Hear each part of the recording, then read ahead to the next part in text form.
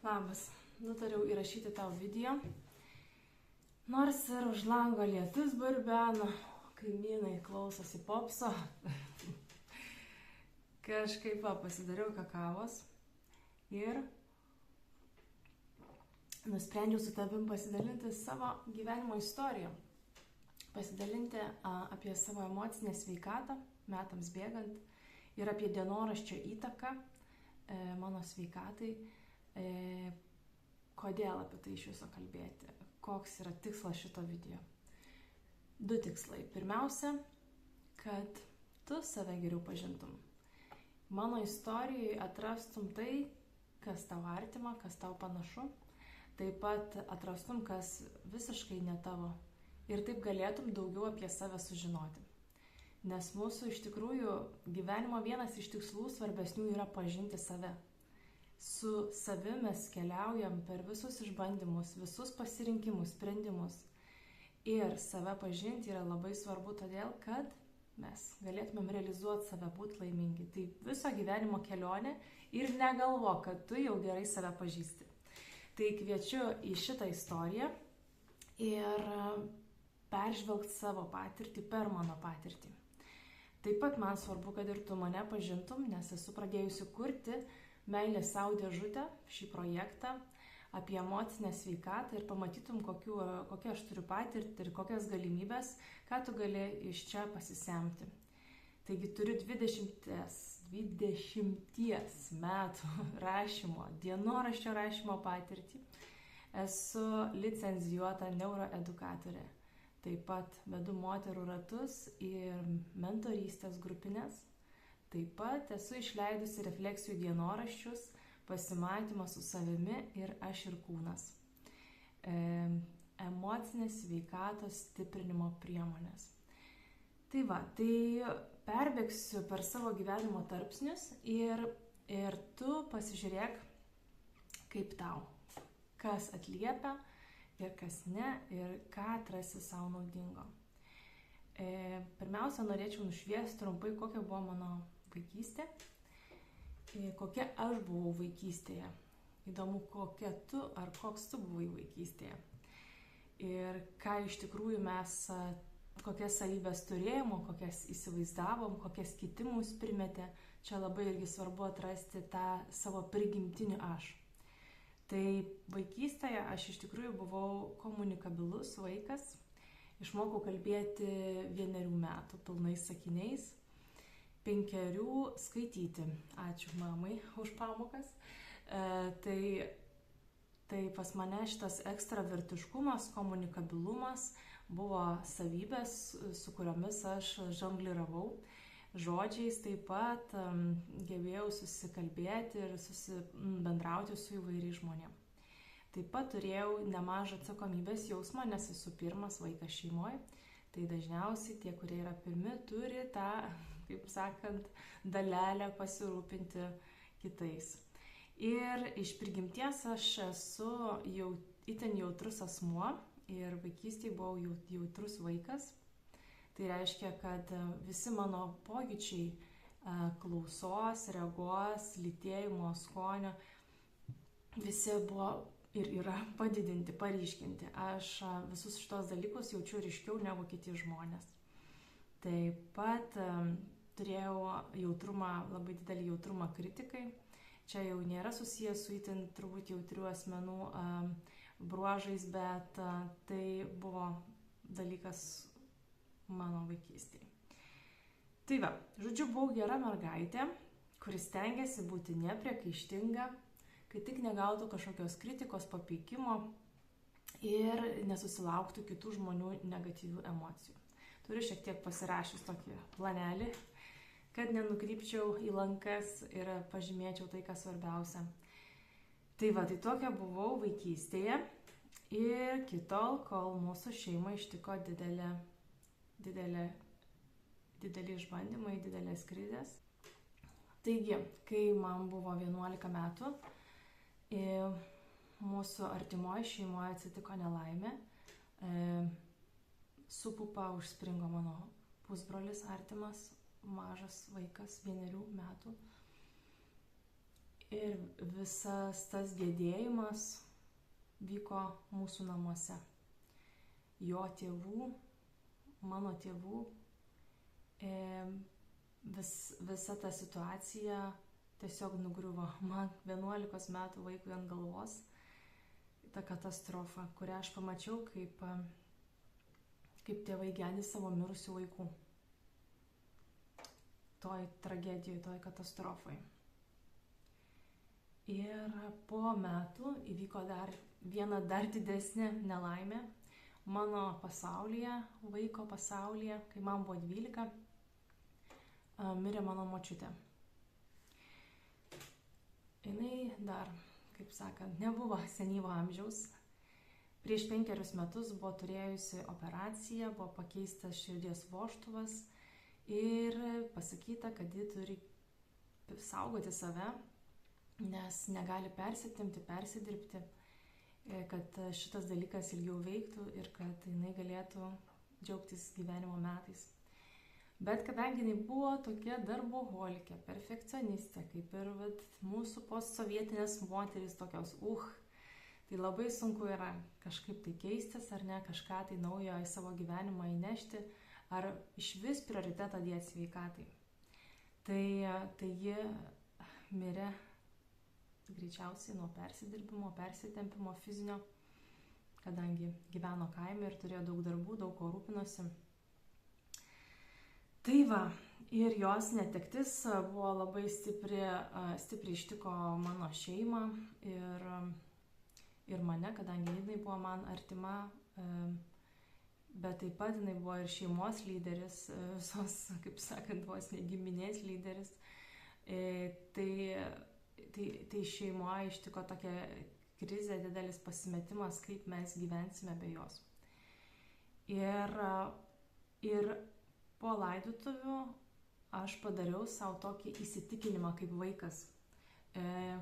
Kiekvienas mes iš tikrųjų savo trauminiai patirtį padarom kažkokį susitarimą su savimi ir tai tampa mūsų įsitikinimu arba nuostata, kurią mes toliau nešamės per gyvenimą kaip tokią išmoktą gynybinį mechanizmą, išmoktą prisitaikymo būdą, kaip mums gyventi. Ir aš padariau tą įsitikinimą, susitarimą su savim, kad nuo šiol aš turiu būti dar geresnė mergaitė, turiu nenuliūdinti, nepapiktinti, kiek įmanoma saugoti savo artimųjų geras emocijas, gerą aplinką, viską daryti, ko manęs prašo ir dar daugiau. Žodžiu, susiorientavau visiškai į išorinį pasaulį, tai yra išorinių aplink esančių žmonių jausmus ir poreikius ir prisėmiau už tai atsakomybę. Ir, ir tai labai stipriai paveikė mano gyvenimą. Po to, kai jau vėliau mes pasidalinsiu apie perdegimo situaciją, tai visą tai vedė tolyn. Tai tas mano įsitikinimas, jisai toliau su manim gyveno. Tai va, pagalvokite apie savo trauminės patirtis, kokius jūs padarėte su savim susitarimus, įsitikinimus. Nes tai yra kaip toks gynybinis mechanizmas, kur tai aš padariau dėl ko? Dėl to, kad aš norėjau meilės, dėmesio, priėmimo. Ir man to beprotiškai reikėjo, ne kaip vaikui. Ir dėl to aš suradau būdą, ieškojau būdų, kaip aš turėčiau tą gauti šitoj tragiškoje situacijoje. Ir tada nukreipiau savo visus veiksmus ir savo empatiją, kad aš galėčiau pajausti kitų jausmus ir poreikius ir jais pasirūpinti, kad gaučiau meilės. Aš taip sakau. Aš manau, kad toks mano mechanizmas susiformavo. Ir tada mano gyvenime, nors ir tokiam nelengvam, su gedėjimo patirtim ir ta nevaikiška tokia netekčių patirtim, atėjo šviesos, kai aš atradau, nežinau iš kur, kas man pasakė, kas man parodė apie tai, kad galiu rašyti dienoraštį. Nes savo išorėje, savo bendravime su žmonėm aš buvau ant tiek save cenzūravus, kad stengdavaus neparodyti jokių savo negatyvių jausmų. Tamsesnių jausmų, nei liūdesio, nei pykčio ar kažkokio susierzinimo, labai save cenzūruodavau. Taigi visus tuos jausmus aš konservuodavau savyje. Ir neturėjau vietos, kur galėtų jie išeiti, išleisti juos, išveikti.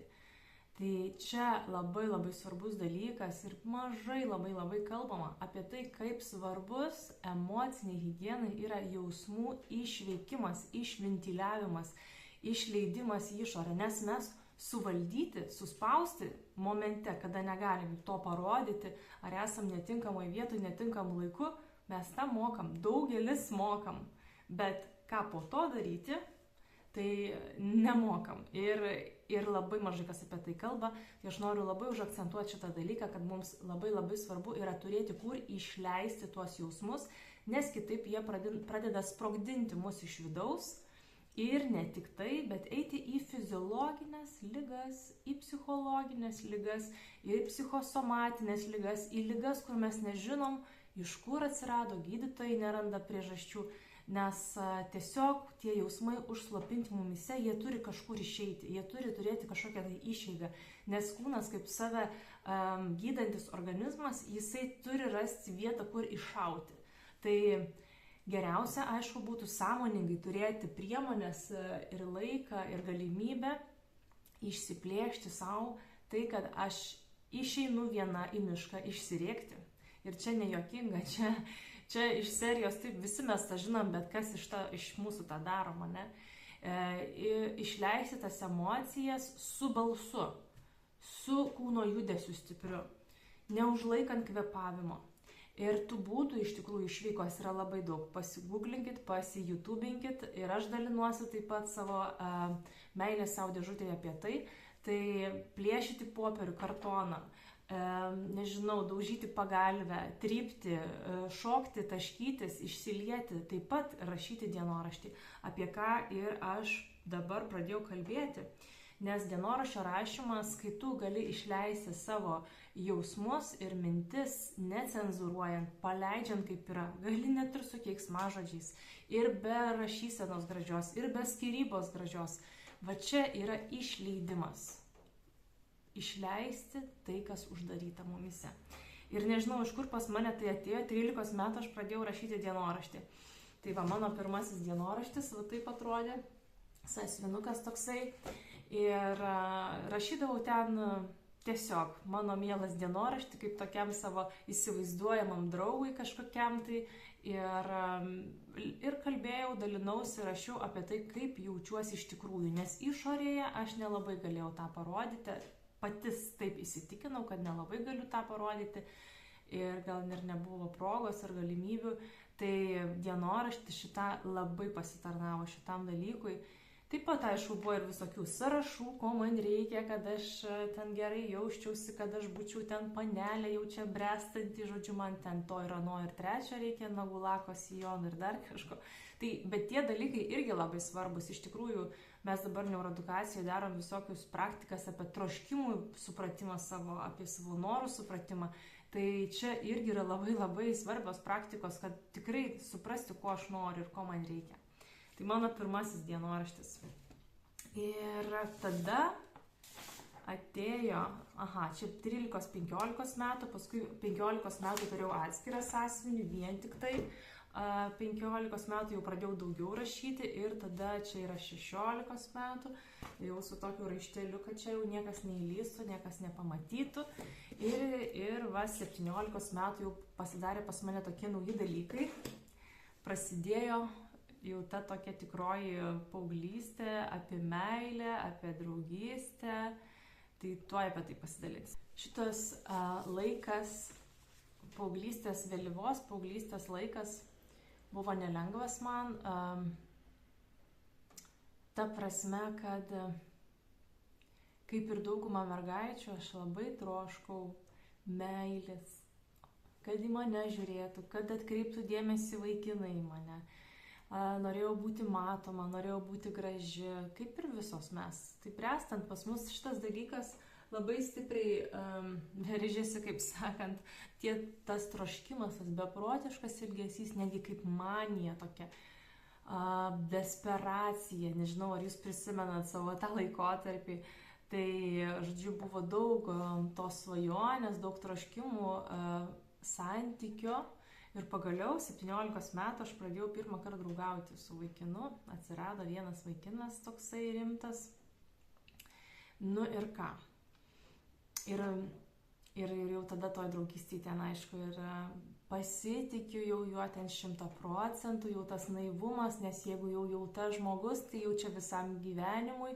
Tai ir kadangi tas naivumas, toks visiškas nesupratimas apie santykius, tai atrodo, tu gali visiškai leistis į tą santykį, nebijant būti sužeista, nes ar jis, kad kažką man blogo padarys, atrodo, taip jo pasitikiu, nes jis nieko blogo man negali padaryti.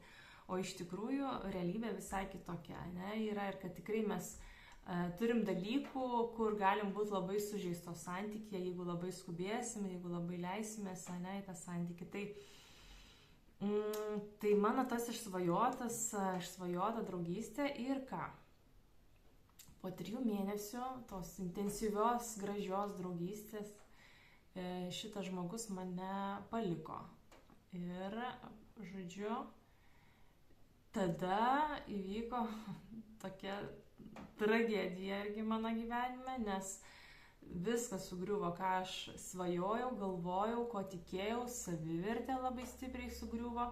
Man buvo vis dar 17, gal 18 metų, ne, 17 man regis. Nu ir ką? Tai tas skausmas buvo toks didelis, kad aš turėjau nuo jo kažkur bėgti. Ir dažnai mes pasirenkam iš tikrųjų savo skausme netinkamus būdus, kaip tai spręsti. Aišku, yra etapas, kada reikia iš tikrųjų ir ignoruoti, ir pasileisti, kaip sakyti, kažkur kitur. Žodžiu, aš pradėjau naujas veiklas savo gyvenime, įsipareigojau, tapau klasės seniūnė, taip pat buvau atsakinga už 60 skautų ugdymą Mažeikiuose. Pradėjau mokytis groti su gitara, o dar ir 12 klasė prasidėjo, visas ruošimasis egzaminams. Žodžiu, veiklos buvo tiek va. Ir kodėl? Tam, kad negalvočiau, tam, kad galėčiau pabėgti nuo to skausmo.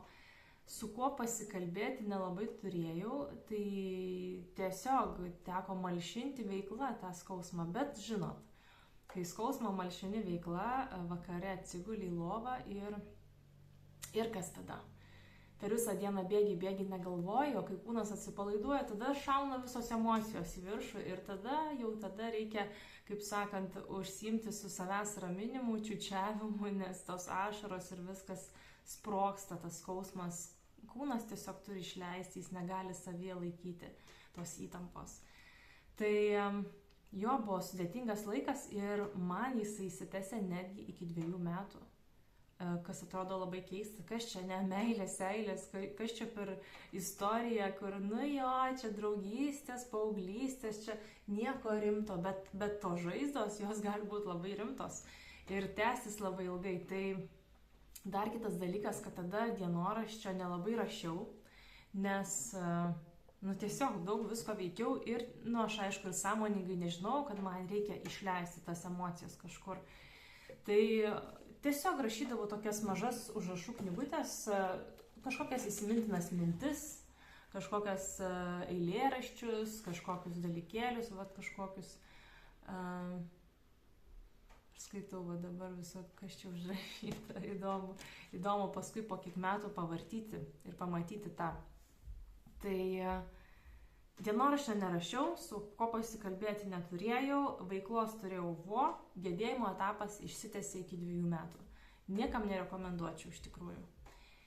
Aišku, priklausomai koks tas gedėjimas ar ne ir koks tas skausmas, kiek jisai trunka, bet yra tokios gedėjimo stadijos ir jas labai svarbu žinoti visiems. Nes mes sveikai išgedėti turim pereiti tas visas stadijas. Ir su kiekviena trauma atskirai.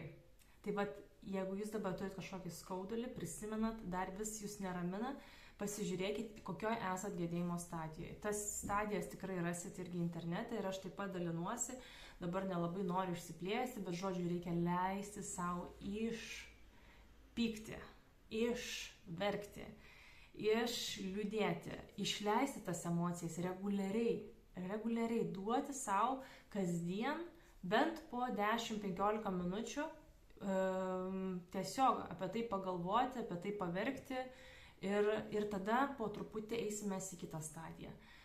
Per mažai dar kalbam apie gedėjimą, labai rekomenduoju apie tai pasidomėti, nes čia yra sąlyga būtent terapinio proceso. Čia yra sąlyga, nes be išleidimo emocijų neįmanoma išgyti, išgedėti. Tai pirmas žingsnis yra išleisti emocijas, antras žingsnis atleisti savo, atleisti tiems žmonėms, kurie tave sužeidė. Tai gaila, dienoraščio tada neturėjau, tai ir tas sąmoningumas toksai buvo, tai gaila, užsitęsė šitas dalykas ilgiau. Bet šitame visame savo skausme ir desperacijoje atsirado viena šviesa didžiulė ir viltis, nes aš pradėjau ieškoti pagalbos dvasiniuose dalykuose. Aš pradėjau ieškoti Dievo. Aš pradėjau ieškoti antgamtinės pagalbos, nes kai skausmas yra didelis ir tu nebežinai jau į ką kreiptis, tai va tada ateina laikas ieškoti. Ir tikrai buvau labai nustebinta to, kad ieškoti nereikėjo labai toli, jisai buvo labai arti.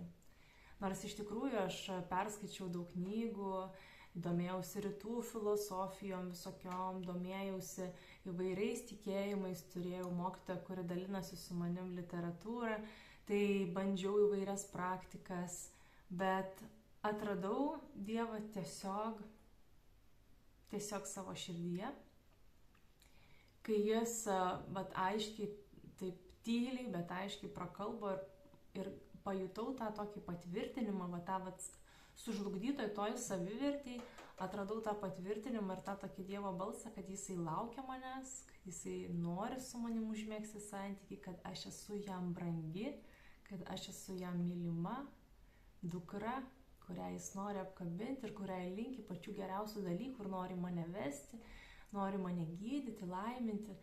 Tai patyrusi tiek meilės iš kažko, kas nėra matoma, iš tikrųjų aš labai sustiprėjau ir pradėjau lankyti bažnyčią ir reguliariai praktikuoti ir tas mane labai sustiprino ir atstatė savivertę, sudėjo pagrindus savivertei, nes kur ta mano vertė, kai aš jaučiuosi nemylima, kai aš nesijaučiu vertinga, kur yra ta mano vertė, ant ko ją statyti. Taip, aš esu unikalus žmogus, taip, aš esu vertinga vien dėl to, kad esu, nes visi mes esam vertingi, bet tam, kad iš tikrųjų pasijaustumėm vertingi, mums reikia, kad kažkas kitas labiau tobulas negu žmonės, nes žmonės labai sužeisti, jie irgi viską mato per savo, kaip sakant, sužeistumo prizmę ir tave mato per savo sužeistą veidrodį.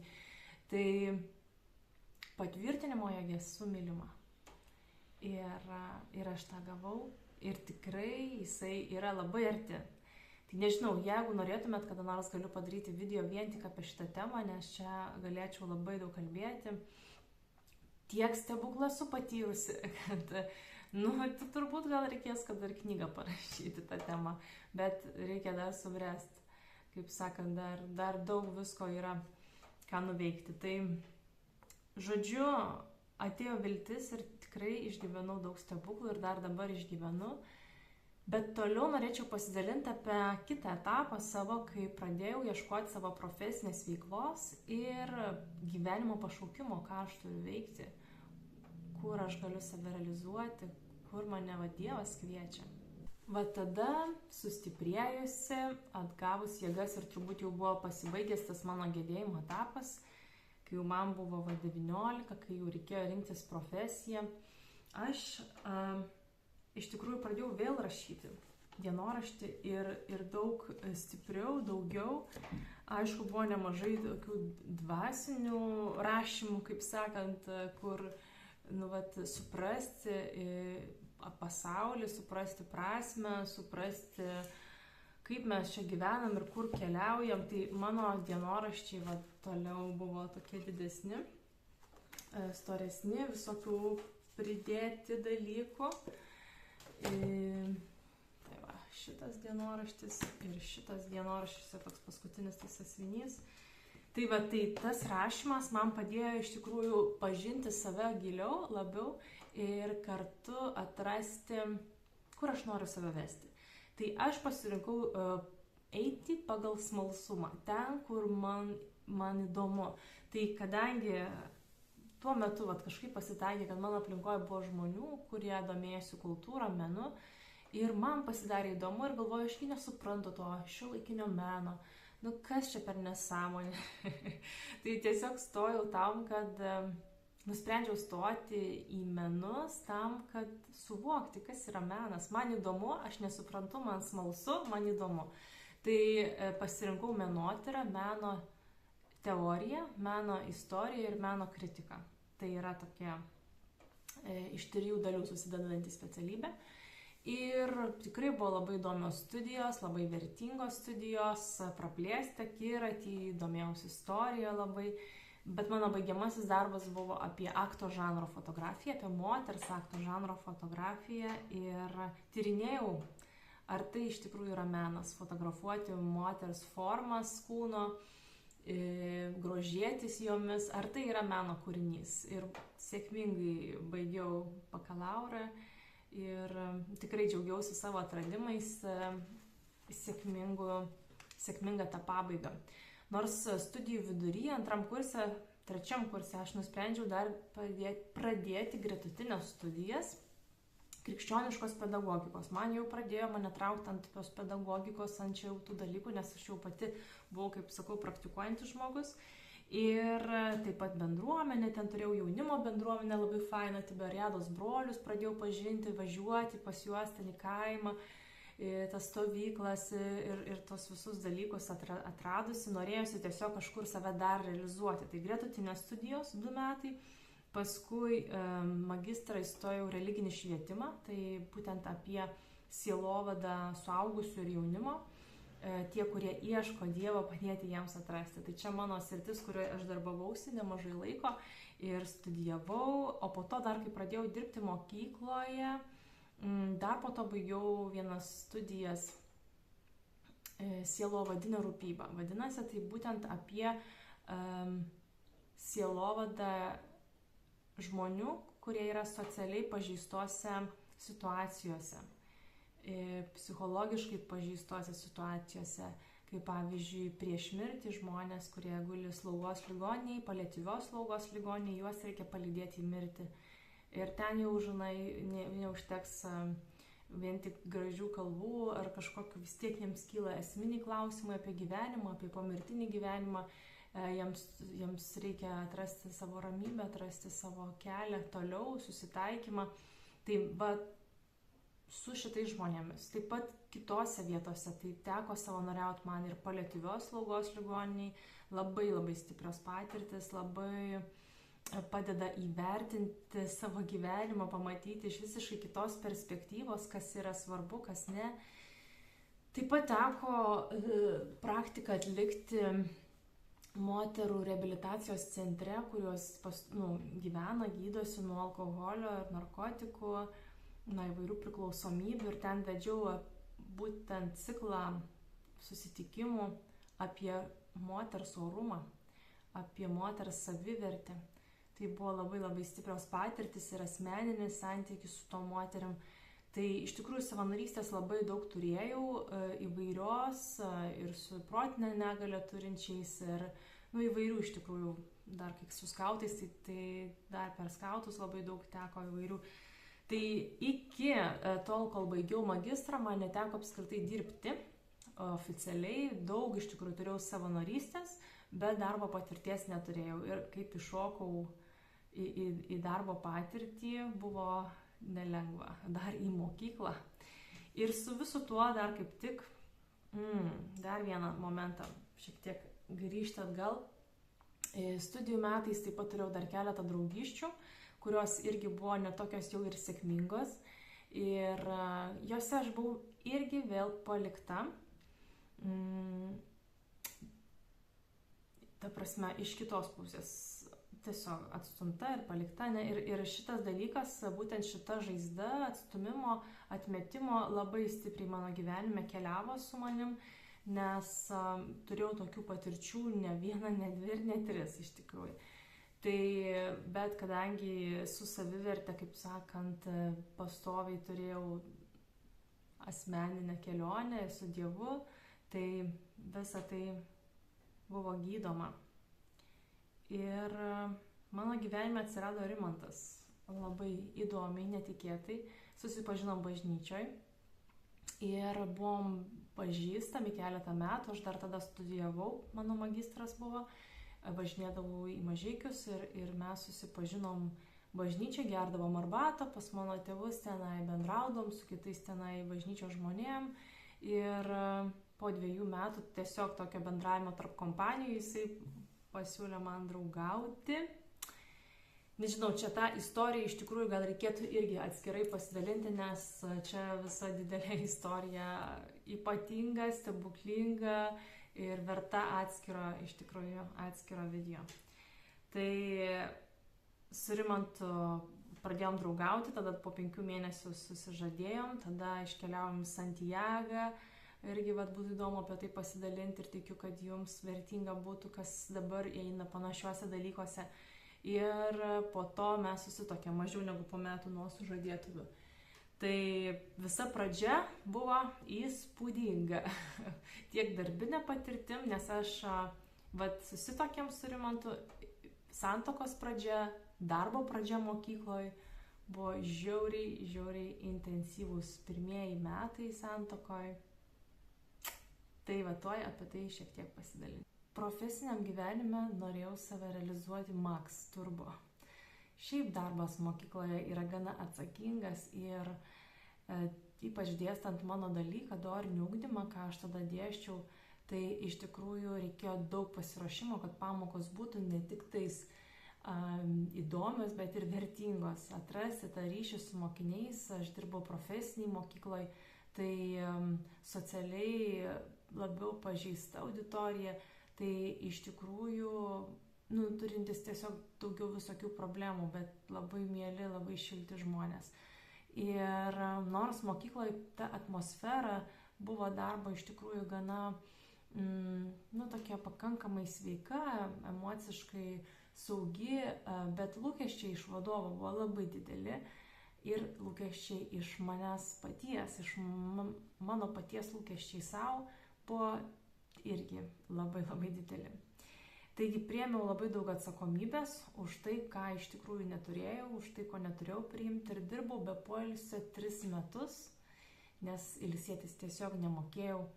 Ir galvojau, pavarysiu, kol susilauksim vaikelio ir tada galėsiu jau labiau įsijausti namų aplinką, galėsiu labiau jau prisijaukinti namus, nes šiaip aš ten tik parbėgdavau ir išbėgdavau. Nežinodavau, kas vyksta mano šaldytuve, pastoviai kas nors sugesdavo, tai žodžiu, galvoju, ateis tas laikas ir mes persijungsim į tą režimą kitokį.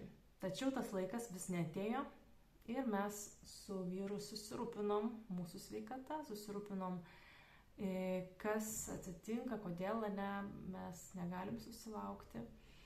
Ir pradėjome važinėti į Lenkiją, pas NAPRO vaisingumo gydytojus, kurie tyrinėja priežastis, kodėl poros nesusilaukia, tiesiog tyrinėja organizmą, sveikatą. Tai gėrėm visokius papildus, sveikatinomės visaip kaip galėjom, kol atėjo momentas, jog turėjom ryžtis operacijai. Tai yra tokia, medikai pasakytų, čia ne operacija, bet tai buvo diagnostinė operacija, intervencija su pilna narkoze, tiesiog pamatyti iš vidaus, kokie tie prokreaciniai organai, tie vaisingumo organai, kaip jie atrodo ir kokia ta sveikatos būklė ten yra. Tai iš tikrųjų pasiryžti nebuvo lengva, nes aš iš viso nebuvau niekada ligoninėje normaliai gulėjus, apart vaikystės, kai neprisiminiau. Tai jo. Ir dar ta operacija turėjo vykti Lenkijoje, tai man teko vienai pačiai važiuoti į ligoninę ir visą tą procedūrą, kaip ten pasiruošti operacijai ir žodžiu, ir pats faktas, kad atjungs sąmonę, kad tai bus pilna narkozė, iš tikrųjų buvo stipru. Ir Tai buvo ne vienintelė operacija, kurią aš turėjau. Per tuos pačius metus aš turėjau, per 2 metus turėjau iš viso 3 operacijas. Tai 2 iš jų buvo būtent tokios, apie kurią pasakojau. Tokie, ir per vidurį dar įsiterpė apendicitas. Tai tokia, kaip sakant, neišvengiamas momentas. Tai ką aš noriu pasakyti, kaip mano emocinė sveikata, mano dvasinė sveikata per šitą etapą, iš tikrųjų, aš sakyčiau, tai man buvo vienas stipriausių irgi dvasinių ir emocinių patirčių, nes kai tu atsiguli ant operacinio stalo ir atsiduodi pilnai į gydytojų rankas ir žinai, kad gali būti ir kažkokia klaida, paklaida ar negali įvykti, bet kas, kad tu neatsikelsi. Ir tau yra, kaip sakant, atjungiama sąmonė, o žmogui kaip man, kuris turėjo padidintą kontrolę viskam, tai šitas dalykas buvo labai sudėtingas. Ir man tai buvo tokios dvasinės patirtis, kurios ugdė nuolankumą ir dar didesnį pasitikėjimą Dievu, atsidavimą, nes tu atsiguli ir tu nežinai, tu atsikelsi, tai tu turi su tokiu ryžtu atsigulti. Tai visam tame procese aš vedžiau dienoraštį ir fiksavau savo mintis. Aišku, daugiau rašydavau tokius visokius planus, ką norėčiau nuveikti, kokiu tikslu pasiekti ir tokie kažkokie tai dalykai. Kol darbe mes su kolegomis pradėjom studijuoti Čikagos Ignaco Lojolos universitete apie refleksiją. Refleksijos metodo tokios studijos buvo ir mes turėjom iš karto pritaikyti savo darbe tą refleksiją. Būtent tą sistemą, Ignaco Lojolos paradigmos sistemą pritaikyti darbe ir iš tikrųjų man tai buvo labai netikėta. Toksai aha momentas. Aš atsimenu dar tą kažkada mokytojų kambarį, sėdžiu prie kompiuterio, darau kažkokią tai užduotį savo mokiniams, būtent refleksijos formą, sėdė aitišnikas, atsimenu dar taip, kaip akyse stovi ir aš tokia, wow, taip, pagaliau, eik tu sau, čia yra gyvenimo perkeičiantis metodas, tai yra metodas, refleksija, kuris padeda realiai daryti pokytį gyvenime, kai tu pasižiūri atgal į kažkokią savo emocijas palietusią istoriją, įvykį, momentą, kada buvo sujudintos tavo emocijos stipriai, pasižiūri tą momentą ir paanalizuoji tenai, ką tu gali iš tos situacijos paimti, ką tu gali panaudoti ir kaip tu gali tą patirtį pritaikyti. Ir tada, kai tą darai reguliariai, kasdienybei, ir ateina tie pokyčiai. Nes aš pradėjau tą taikyti tiek savo, tiek mokiniams ir pamačiau realiai, kaip tai veikia. Tai wow, tada man atėjo tas aha momentas ir aš, kaip sakau, nuolatos pradėjau tą taikyti ir savo kasdieniniam rašymui, dienoraščio rašymui šitą metodą. Taigi pritaikiau šitą metodą, analizuojant ir žiūrint į savo kasdieninius emocinius pliūpsnius, kada išsiveržė mūsų konfliktus su Rimantu ir pradėjau matyti visai kitom spalvom, kad yra išeitis iš padėties. Nėra taip, kad čia aš durna, tu durnas ir viskas, ir nėra ko čia spręsti, ne? Nes, kaip atrodo, juk jūs žinot, šitą dalyką, kad, atrodo, kaip aš matau, tai taip yra tiesa. Niekaip kitaip negali būti, tik taip, kaip aš esu išmokytas, kaip aš žinau, kaip turi būti teisingai, tas ar tas konkrečiai buityje ar ne buityje padaryta. Ir tada mes kitą žmogų bandom keisti, ar ne, bandom pritaikyti prie savo to, kaip sakant, tos nuostatos, savo sužeistumo lygio, tam, kad jisai atsidurtų tiesos kelyje. Tada mums bus patogu gyventi. Bet dėja. Mes matom tikrai neteisingiausią vaizdą, kokį turi matyti ir koks iš tikrųjų yra. Ta tiesa iš tikrųjų slypi kažkur tarp mūsų per vidurį. Ir negali sakyti, kad kitas žmogus mato dalykus, daro neteisingai. Tu nežinai, tu matai tik savo pusę. Ir per šitą visą procesą atėjo man tas supratimas, kad tikrai aš nesu tobulybė. Bet grįžkim į tą istoriją Ir jo, pradėjau taikyti tą refleksijos metodą ir kas atsitiko. Įvyko toks dalykas, tai prasidėjo vasarą per vienas atostogas, mokytojo atostogas, aš išgyvenau ribinę situaciją, kada patyriau, kaip aš dabar sakau, profesinį perdegimą, o kitaip galima pavadinti nerimo atakas. Tai nebuvo panikos atakos, bet tai buvo toks nuolatinis nerimas, kuris yra aukštame lygyje. Ir aš rašydama dienoraštį, kiekvieną dieną užfiksuodavau įtampą.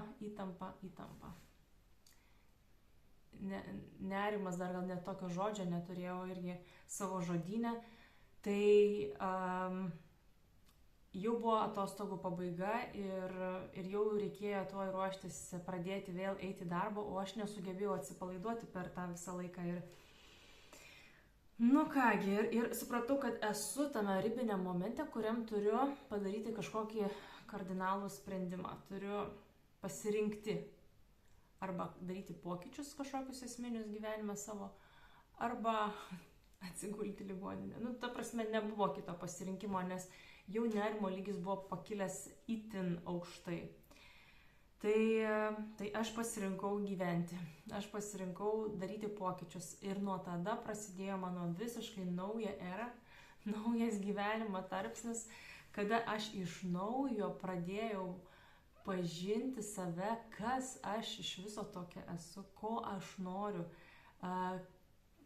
kaip aš jaučiuosi ir kodėl aš vienaip ar kitaip jaučiuosi vienokioj ar kitokioj situacijoje, kokie mano giliausi troškimai, kokie yra mano poreikiai. Tai prasidėjo ta kelionė nuo to ribinio momento. Ir likus keliom savaitėm iki rugsėjo, aš nusprendžiau imtis bet ką žinojau, ką galiu. Jau dalinausi apie tai prieš kelis metus ar prieš metus video. Tai galite irgi pasižiūrėti ten išsamiau, giliau apie tai galbūt daugiau. Tai ką aš pradėjau daryti, pasiėmiau 10 masažų ciklą per savaitę, 10 kartų, gal per kelias savaitės išsitęsė. Išvažiavau į tylą pabūti bent keletą dienų, nes jau ir nebuvo tų dienų. Į tylą vienuolyne, tiesiog žinau, kad žmonės taip daro, tai galvoju, reikia ir man pabandyti. Tai pasiėmiau ten tokią knygą, psichoterapeuto Biudžentalio, tuoj surasiu pavadinimą, Menas būti gyvam. Čia ne populiarioji psichologija, čia yra grinai psichoterapeuto knyga apie jo atvejus klientus, kurie ateina pas jį konsultuotis.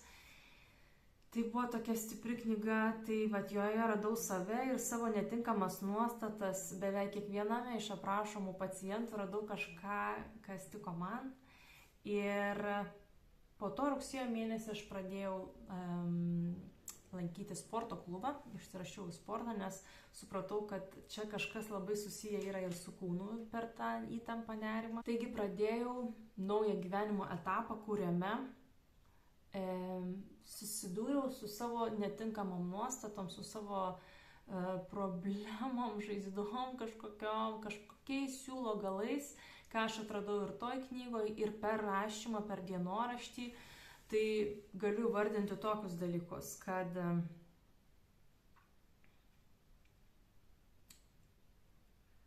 noras gelbėti pasaulį, noras gelbėti visus, perdėta atsakomybė už kitus, savo emocijų slopinimas, savo ribų neturėjimas, nemokėjimas, nepažinimas jų, nemokėjimas jų saugoti. Tai tuo metu iš tikrųjų aš neturėjau svajonių, troškimų, viskas buvo orientuota į darbą, į išorę, į mokinius, į kitus žmonės.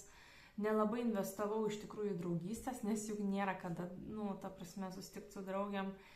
Nemokėjau iš tikrųjų ilsėtis, neturėjau hobių, neturėjau nieko, kas būtų neorientuota į konkrečius kažkokius tikslus, nes visur tu turi išspausti naudą. Tai iš tokių įsitikinimų. Tai iš tikrųjų pas mane labai puikiai vešėjo perfekcionizmas, darboholizmas, teisuoliškumas, apie kurį kalbėjau. Tai susidūrus su šitais savo dalykais, pradėjau naują gyvenimo etapą. ir pradėjau kelti savo naujus klausimus, kaip sakiau, kas aš esu, ką mėgstu, ko noriu, kaip jaučiuosi, kur ir kada ir kodėl ir kaip. Ir dienoraščio refleksijos metodas čia iš tikrųjų labai pasitarnavo, nes aš pradėjau kasdien stebėti savo emocijas, savo jausmus, pradėjau naudotis jausmų ratais. Nežinau, ar apie tai jau matėt, girdėjot, aš planuoju irgi iki Kalėdų išleisti jausmų ratą, kurį galima bus įsigyti meilės sau dėžutėj. Iš tikrųjų, tai yra toksai nepakeičiamas žodynas, kai mokomės išsakyti savo jausmus, suprasti savo jausmus, nes tik tada, kai mes juos įvardinam, tik tada mes galim su jais kažką daryti. Tai yra pirmas žingsnis, bet jeigu mes nesuvokiam, kas vyksta su mumis, makaluojasi pas mus tas jausmų chaosas, mes pasimetę. Tai pirmas žingsnis yra įvardinti žodžiais. Ir aš tą mokiausi daryti su savo dienoraščiu. Ir taip pat kiekvieną dieną keldavau savo klausimą savistabai, kaip man šiandien sekėsi parodyti meilę savo. Ne žodžiais kažkokiais, ne pagirimais kažkokiais, ne pasididžiavimais už nuveiktus darbus, bet realiai pasirūpinant savo emocinę, fizinę, dvasinę sveikatą. Ką aš šiandien padariau, bent vieną dalyką. Ir turėdavau užrašyti kiekvieną dieną. Tai va.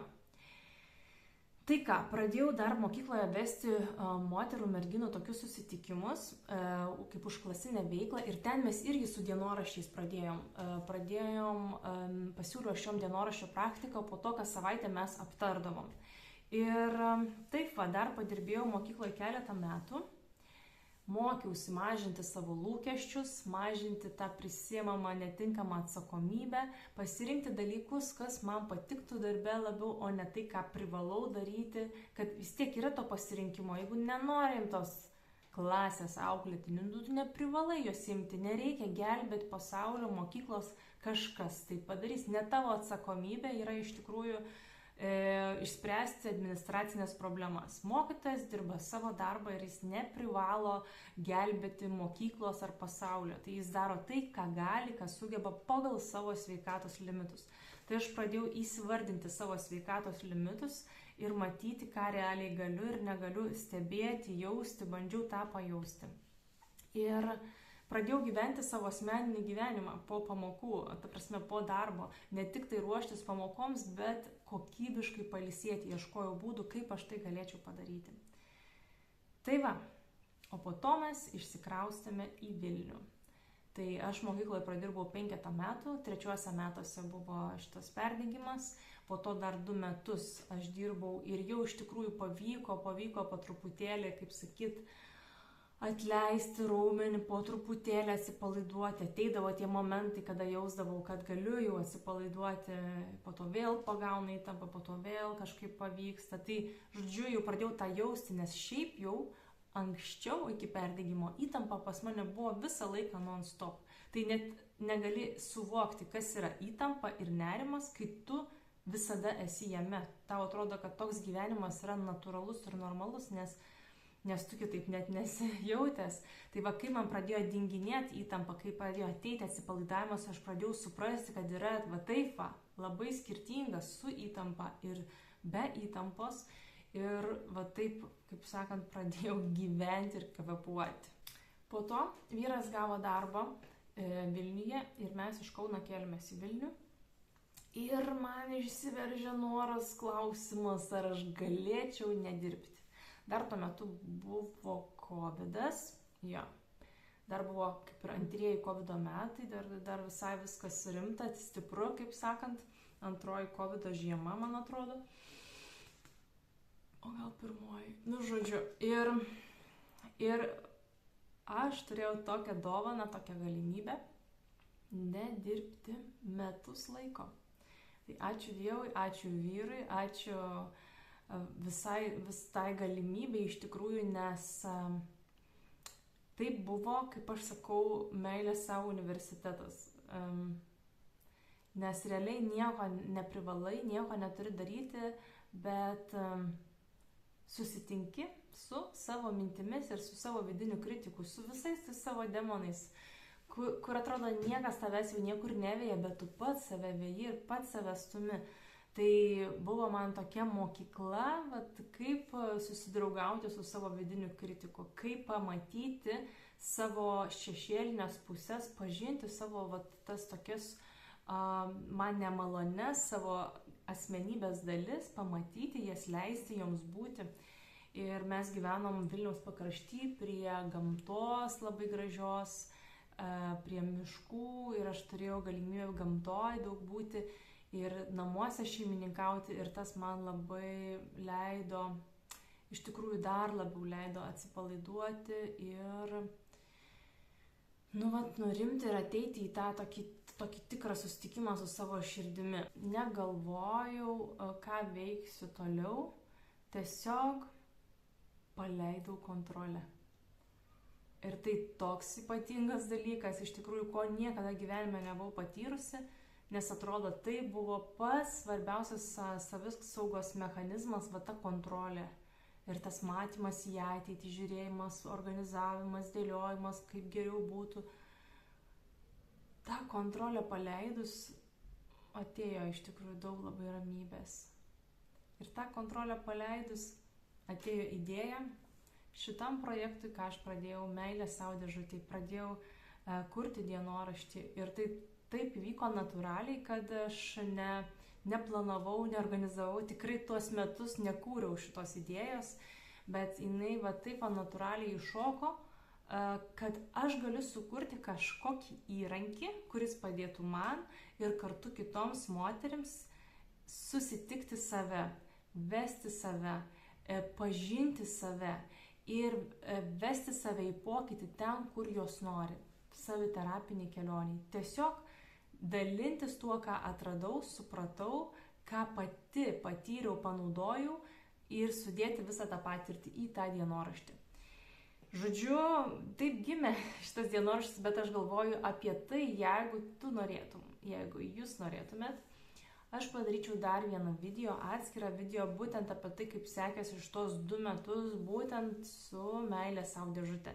Nes šita istorija irgi yra tokia netikėta, dinamiška ir, manau, verta atskiro video. Tai tai ar norite tęsinio? Pabaigai, ką dar trumpai pasakyti apie mūsų gyvenimą. Mes prieš 1,5 metų su vyru grįžom gyventi į Žemaitiją, į Mažeikius, į mūsų gimtąjį miestą. Ir ką, įsigijome pagaliau savo namus, turėjom sunkų etapą, kaip sakant, išbandymo etapą su remontais, su gyvenimu pas tėvus. Tai toks laikas nelengvas, bet iš tikrųjų labai labai džiaugiamės, kad pagaliau turim savo saugią zoną, savo ramybės oazę, kurioje galima atsipalaiduoti ir jaustis saugiai. Ir ką, šventėm šiemet 9-asias mūsų santuokos metines. Iš tikrųjų esu labai laiminga santuokoj, kad būtent šitą žmogų turiu šalia savęs. Ir nors pradėjau meilę sau dėžutę viena, tą dienoraštį viena, bet laikui bėgant vyras prisijungė prie šitos idėjos ir jisai pilna širdimi yra kartu, nors nesimato gal vizualiai to, bet tai yra mūsų dabar jau šeimos projektas. Ir ką, tikiu, kad toliau mes šeimoje irgi turėsim įvairių išbandymų, nes toks yra gyvenimas. Nėra gyvenimas tik rožėm klotas, yra tų rožių spigliukai. Bet iš tikrųjų norim dalintis, kaip šeima norim dalintis savo atradimais, tai kas mums veikia, tai ką mes išbandėm, tai kas iš tikrųjų turi poveikį, sveikatinantį poveikį apie emocinę sveikatą. Kalbu būtent apie emocinės sveikatos priemonės ir praktikas. Tai pirmiausia, jausmų ratas, apie kurį minėjau, jau greit mes jį įdėsime į elektroninę parduotuvę. Jau greit pradės veikti elektroninę parduotuvę, tikiuosi. Tai ne tik nuo manęs vienos priklauso.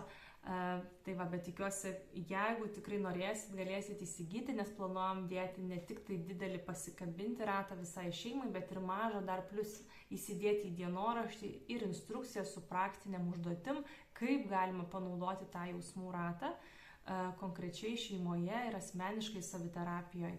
Taip pat seminarai apie emocijas ir jausmus esu įrašius video seminarą, taip pat apie mintis ir nuostatas, apie ribas. Tai jeigu tave domina tokie seminarai, parašyk asmeninę žinutę, yra galimybė įsigyti.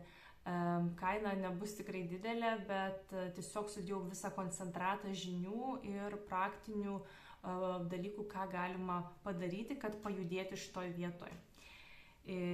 Patobulėti ir pastiprėti emociškai. Tai va, ir kas? Dienoraščiai. Iš tikrųjų, dienoraščiai vis dar yra tie du mūsų labai daug meilės įdėta, daug kartų yra taisyta pagal tai, kad būtų aiškiau suprantama, kad būtų terapinis poveikis didesnis. Tai dienoraštis pasimatymas su savimi, pirmoji dalis yra, o antroji dalis labiau pažengusiems aš ir kūnas. Gilesniam santykiui su savo kūnu per emocijas. Tai emociniai higienai tiesiog kasdieniniai, bent 5 minutės ir tu pajausi jau terapinę naudą. Tad parašyk žinutę, jeigu tau tai yra aktualu, arba tavo aplinkos žmonėm aktualu, arba galbūt kalėdinės dovanas mastai ir norėtum padovanoti kažką tikrai vertingo.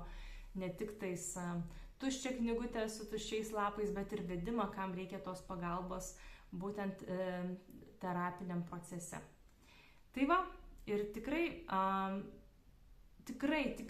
su daugiau pažinimo savęs, su daugiau išgydymo ateina daugiau ramybės ir laisvės. Galiu tą patikinti savo gyvenimu, bet turim kasdien keliauti su savim, matyti save, girdėti savo jausmus, girdėti savo poreikius, girdėti savo širdį, nes tikrai po mūsų jausmais yra pasislėpę mums labai svarbus poreikiai ir už juos pirmiausia atsakingi esame mes patys, niekas kitas. Ir kai mes prisimam atsakomybę už save, pasirūpinam savim, tada ir galim duoti kitiems. Tai va, mano istorija apie mano kelionę su emocinė sveikata ir dienoraščiais. Tai norėčiau sužinoti, ar tau tai buvo vertinga, kas konkrečiai tau buvo vertinga, jeigu gali parašyti asmeninę žinutę ar komentarą po šito video. Man labai svarbu sužinoti, nes aš dariau tai ne dėl savęs, nes tą istoriją žinau, bet dėl to, kad tai būtų naudinga tau ir tavo meilės savo kelioniai. Tai ačiū už skirtą laiką ir tikiuosi, tai buvo naudinga.